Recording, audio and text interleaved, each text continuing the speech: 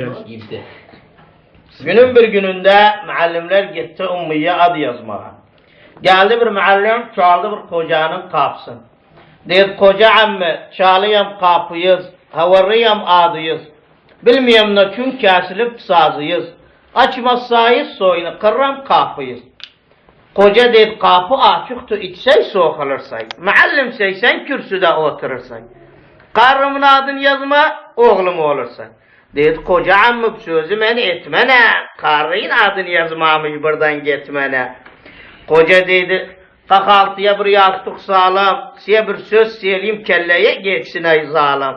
Nece kabillerse iman karısız kalam. Dedi, koca ammı bir şey olmaz, mındak geldi karı.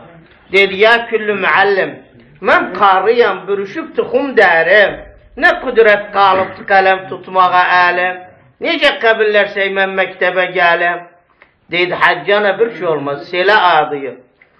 Karı dedi, benim adım Marroş'tu. Babamın adı Kaddoş'tu. Koca dedi, bu sikirab karı benim gevlime hoştu. Dedi, müəllim dedi, kayas hamse. Dedi, yeval hurrus, hatta biliyem nadi hamse. Kalksın bu harfı yazsın amşe. Dedi, amşe kalktı 5 harfı yazmağa. Kaltoşun uşağı bulaştı sıçmağa. Debrarvat dedi, bir sıcak şey endi kolundan koynuma. Mero'nun uşağı çöktürdü boynuma. Mero dedi, oğlum evde kalanmaz oynaya. Kısmet oldu, çöktürdü boynaya, tükendi devam.